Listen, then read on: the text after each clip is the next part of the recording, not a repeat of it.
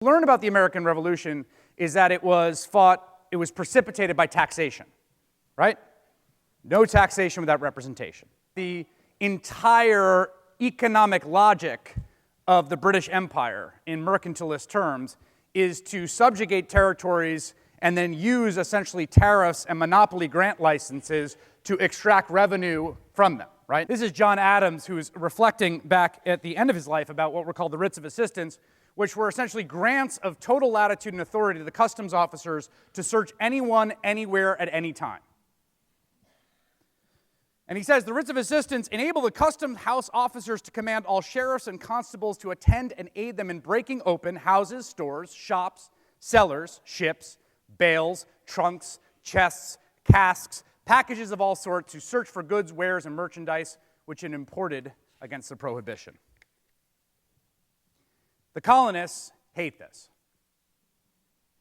They start fighting back in different ways. Eric Garner was, we would call him a hustler, right? Engaged in all kinds of essentially gray market business activity. One of the things he did in the neighborhood in Staten Island where he lived was he sold Lucy's, right? Single cigarettes. Selling single cigarettes is a violation of the tariff and duty law of the state. It's an evasion of them. That was his infraction. And under New York City's broken windows theory, under its policing of disorder, under its theory that minor infractions lead to larger ones, police would routinely ticket and arrest Eric Garner for that. And on the day he died, on the day he was killed, put into a chokehold by a New York City police officer, he said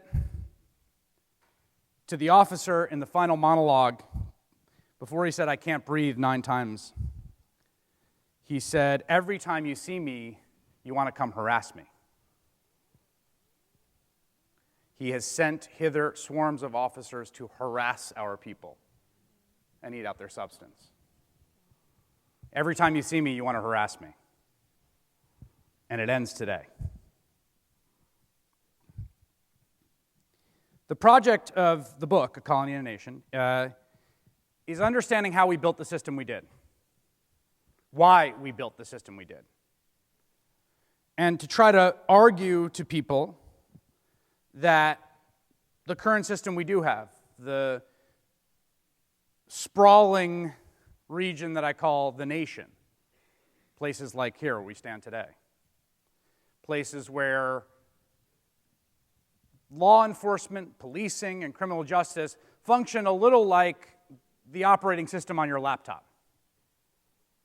in the background, right? The ideal number of interactions to have with the police is 0, right?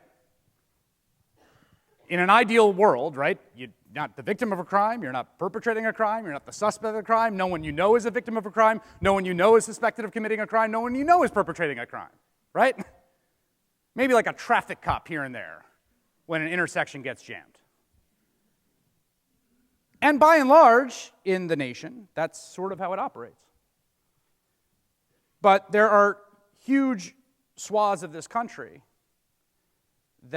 in which the first-person experience of citizenship is circumscribed in a way that is fundamentally antithetical to our shared democratic commitments, to our shared vision of liberty, to the ideals the founders spilled their blood for.